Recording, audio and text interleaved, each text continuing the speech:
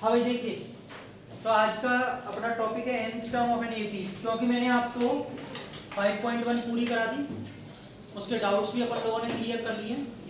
तो अब हम सीखेंगे कि किसी एपी का nth टर्म क्या होता है, कैसे निकालते हैं फॉर्मूला, प्लस मैं आपको डेरिवेशन भी कराऊंगा कि कैसे करते हैं।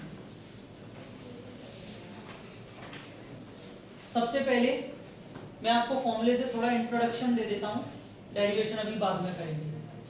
बेटा an is equal to a plus n minus 1 into d, और आप टॉपिक भी डाल देंगे तो मैं आपको बता दूं nth टर्म और last term of an AP, कुछ भी बोल सकते हैं बच्चों आप, nth टर्म और last term of an AP, या तो nth टर्म बोल लो या लास्ट टर्म बोल लो। फर्क क्या क्या है, कहां पर है, वो सारी चीजें समझा रहा हूं। देखिए बेटा जैब denoted by an और l, denoted by an और l। अगर आप देखेंगे तो ये an बेटा n सबस्क्रिप्ट में लगा है, नीचे लगा है, ठीक है। ये एनसीईआरटी में डिनोट किया गया है। nth टर्म बोलो या लास्ट टर्म बोलो, मतलब एपी का जो पीछे वाला टर्म होगा ना, सबसे पीछे वाला, उसको nth टर्म भी बोलते हैं और लास्ट टर्म भी बोलते हैं, कुछ भी बोल सकते हैं। एनसीईआरटी में an लिखा हुआ है, आरएस अग्रवाल में एल से डिनोट करा गया है। और जब आप 11th क्लास में जाओगे तो 11th की आरडी में या 10th की आरडी में भी टीएन से डिनोट करा गया है। जी है आरएस में एक आध जगह दे दिया होगा, बेसिकली एल से करा है। एनसीईआरटी ये आरएस ये आरडी। बेटा हम लोग प्रेफर करते हैं इन दो को, ठीक है। टीएन भले मत कीजिए, 11th तक का आपका है। और अगर आप बिल्कुल एनसीईआरटी पे जाना चाहें तो फिर आप एन से डिनोट करना, मैं एल से भी नहीं करता हूं। एनसीईआरटी को हम लोग प्रेफर करेंगे और एनसीईआरटी के हिसाब से एन से डिनोट करेंगे, ठीक है बच्चों। तो an is equal to a plus n minus 1 into D, this is the formula of nth term of an AP. किसी एपी का nth टर्म या पीछे वाला टर्म निकालने का फॉर्मूला होता है, जहां पर आप सबको ए और डी का तो मतलब पता है, पता चल गया। ए का मतलब क्या बेटा, डी का मतलब क्या है, लेकिन बेसिकली डिफरेंस जो है एन और ए एन में पता होना चाहिए। और बच्चे इसी में थोड़ा मात खा जाते हैं, वो कभी कभी ए एन को एन और एन को ए एन समझ लेते हैं। एन का मतलब होता है नंबर ऑफ टर्म्स और इसका मतलब होता है लास्ट टर्म। अब इन दोनों में क्या फर्क है, लास्ट टर्म मतलब एक पर्टिकुलर टर्म। मैं फर्क आपको एपी से समझाता हूं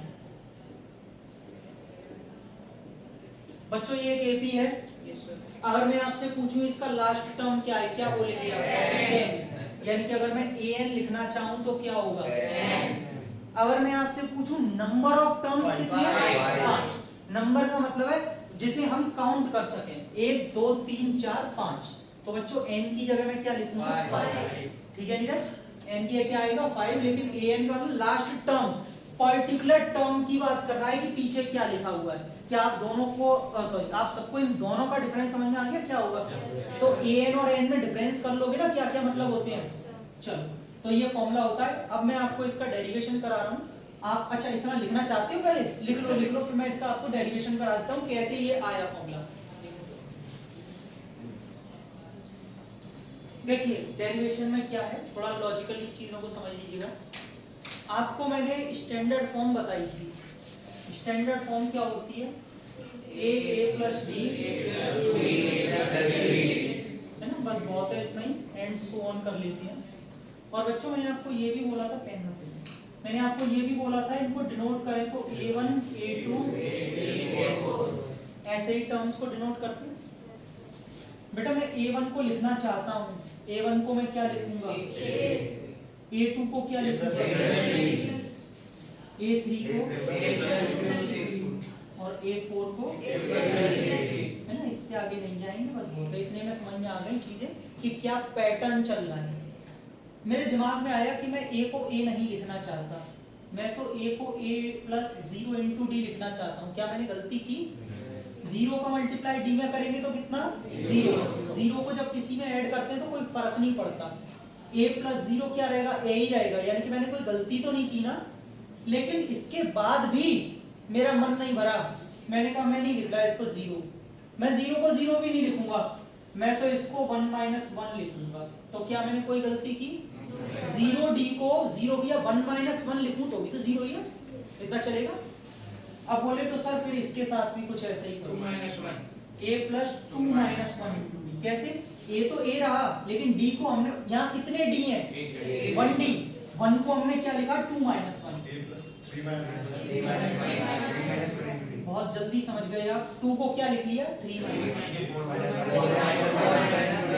तो बेटा बस जिसने ये बनाया उसने यहाँ से ये चीजें ऑब्जर्व की, एंड सो ऑन का साइन है ये, एंड सो ऑन चला, उसने ये चीज ऑब्जर्व की कि यार पैटर्न चल क्या रहा है।